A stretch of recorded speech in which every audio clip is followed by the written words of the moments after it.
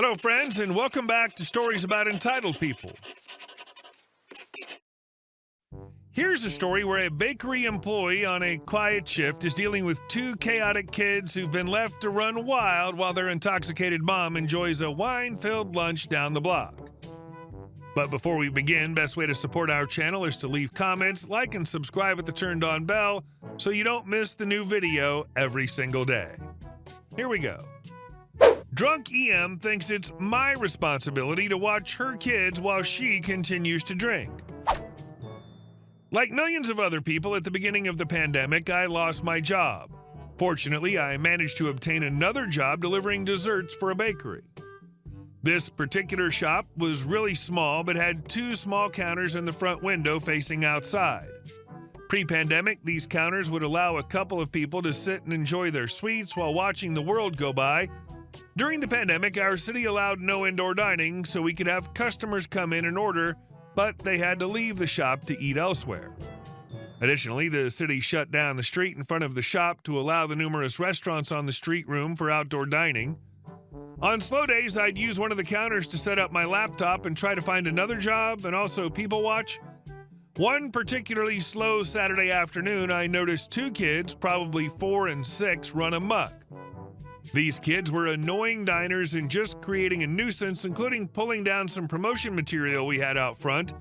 I finally located the entitled mom, EM, who was sitting halfway down the block with someone else with several bottles of wine on the table. Finally, I had a delivery just as the very visibly intoxicated EM comes into the shop with her two kids. I hop on my bike and take off. About 10 minutes later, I come back and immediately see these two kids are at the counter, and it's a complete disaster. There's ice cream all over the counter, the window, and the wall. EM is nowhere to be seen. I walk into the back and ask the shift lead why the kids are eating in the shop. He doesn't even bother to look up from his phone and shrugs his shoulders. At this point, I'm irritated because these kids are destroying the front of the shop, and I'll have to clean it up. I decide to go out and confront the EM. Me. I'm sorry, but because of city ordinances, your kids cannot eat inside the shop. EM slurring. Where are they supposed to eat then?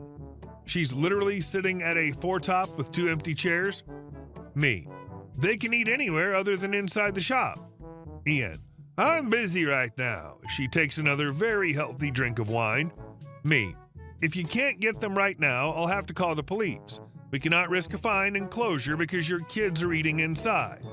EM. F you. At this point, I start walking back to the shop.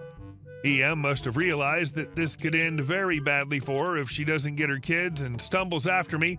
At this point, all she needs to do is go into the shop, tell the kids to grab their ice cream sandwiches and leave. Or just leave the ice cream sandwiches for me to clean up. But no, she takes it to the next level. She walks in and grabs the first kid's ice cream sandwich and loudly slurs, "Hey, hoes, making me throw away your ice cream." She then proceeds to slowly walk the 10 feet across the shop to the trash can while just glaring at me. All the while, the kid is pleading with her not to throw his ice cream away. First ice cream sandwich goes into the trash can. She then slowly walks back over to the second child, grabs his ice cream, and proceeds to keep glaring at me while she walks back to the trash can and throws it away. By now, both kids are absolutely hysterical. A potential customer walks in, sees what's happening, and promptly leaves. In one last act of defiance, the EM grabs the napkin holder, throws it on the ground, and drunkenly screams at me, "F you! I will get you fired!" Finally, she was gone.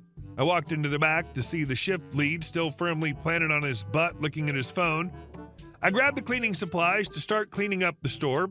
I haven't worked in the restaurant/hospitality industry since I was in college in the late 90s, and I never remember putting up with crap like this back then.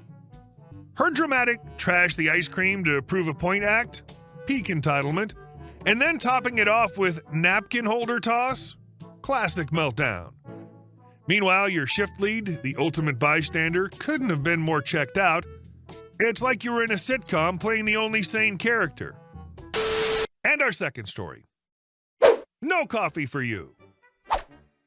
I work for a government agency in a shared office building. The floor I'm on has us in a private company on the opposite side with a fairly large shared break room in the middle. Has all necessary kitchen amenities to store, heat up, and even prepare your food. Each side also has their own break room, albeit somewhat smaller. When I started working there 7 years ago, the common break room lacked a coffee machine. I'd recently come into possession of a really expensive piece of equipment, way too big for my own kitchen, which I decided to install in the break room. Agreements were made with the people in my own office and the ones who worked in the opposite side office. I bought the coffee and cleaned the machine while everyone chipped in for the beans. All informal, good times. The people on the opposite side moved out about 6 months ago. 2 months ago, the whole space was taken over by a middle-aged lady who works alone. No idea why one person would rent out the whole space, but do as you wish. I've seen her use the coffee machine, but since it was just her, I decided to just let her use it. My colleagues, who still chipped in as per our agreement, didn't mind either. The trouble started when that lady managed to somehow get a hold of our office's main email address, complaining that the coffee provided was not to her liking. She briskly requested that we immediately take care of it, even giving suggestions as to which type of coffee should be provided. My boss informed her that the coffee, as well as the machine, were provided out of one of his subordinates' own pockets and that she's free to buy herself any brand she likes, suggesting in response that she go with Kopi Luwak. Her response, if you can call her reaction that, was to remove all the coffee from the common break room, theft. When confronted, she played innocent, but always with a nasty smirk on her face. At this point, I decided that the hassle was too much and simply removed the coffee machine, installing it in the smaller break room on our side. This led to a barrage of emails from the lady to my boss, threatening to call the police if the coffee machine, which she insisted was common property, wasn't returned to the shared break room. My boss sent her one final response, informing her that she's free to do so before putting her on the spam list. The police never showed up for anything, of course. Your boss handled it like a champ, though, especially with the Kopi Luwak suggestion. Chef's kiss for that level of passive-aggressive brilliance. And moving the machine to your side? Absolute checkmate. No one messes with a coffee lover's setup and gets away with it. Hope her solo coffee adventure's working out better now. And our last story. No, I won't let you turn my backyard into a public beach path. I, female 26, recently bought a house with my husband. Our house is a beachfront house with an amazing yard. The backyard's designed to basically look like a hidden oasis. It has a pool, hot tub, water fountains on the side, and a small slide, all surrounded by trees and other plants. The trees give us privacy from both houses next to us, but still gives us the view of the beach. The backyard is why we bought the home, and we already spend the majority of our time being back there, even when my husband works. The entire backside of the house is mostly glass, so it's also what we see when we're in the house. It's definitely the focal point of our home. Yesterday, we started the construction on a new fence. This fence goes around the backyard with a gate only to the beach, so you either have to go through the house to go through the beach to get to our backyard. We didn't think anything of it before I got a knock on my door this morning from someone who lives in the condos across the street from us. I've seen her a few times, but we never really talked. She introduced herself and then asked about what we were building in our yard. I just told her that we wanted to put up a fence before tourists started coming. This was recommended to us by our realtor. Marie kind of looked shocked and asked if we were putting a gate on the front or anything. I said no, and that we already had a landscaper come and look to get more plants to put around it. She then asked me if I could put a gate on the front.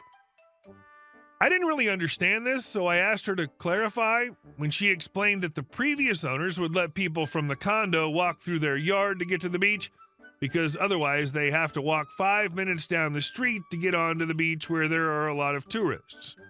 Our street leads to private beach, so there isn't as many people. She said that mostly everyone in the condo started doing this over the past few years, especially people with kids or even just letting their kids go to the beach alone. She also said that they would let people use their pool if they texted as asked. I immediately told her that no one would be in my yard unless I knew them. She obviously got upset by this and then said that basically everyone in the condos would be upset by this. I told her that I understand why they want to use my yard and that it's just to pass through, but I hate the idea of being in my backyard and having random people walk through. She started getting mad at me for it and saying that I'm ruining a lot of people's way of life by blocking off this path.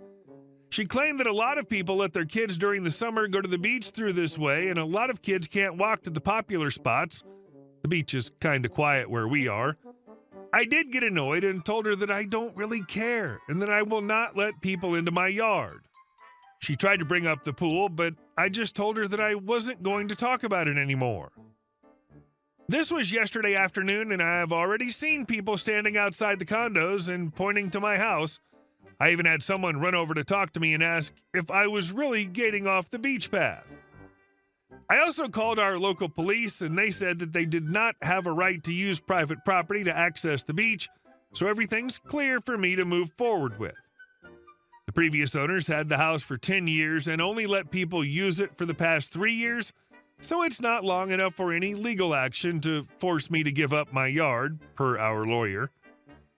So basically, people have used our yard in the past, but my husband and I aren't allowing it. I get them using it if we had it as a vacation home, but we're living in it year-round. So I've already put up no trespassing and no beach access signs and had permanent ones for the front of our yard and on the fences. I also am putting up a privacy fence in front and adding trees right in the front so it's harder for people to jump it. We're also connecting our gate right to our neighbors so that there isn't a spot on the side that they can try to squeeze through. Either way, I'm going to cut off the path, and I kind of don't care if they hate me for it. Wow, what a mess. You buy your dream home only to find out you're inheriting a neighborhood of entitled strangers who think your backyard is their personal shortcut and community pool. The audacity of expecting you to let random people, kids included, march through your private property whenever they please is just mind-boggling. You're absolutely within your rights to fence off your property. Hey guys, thank you all for watching the video. I'll see you in the next one.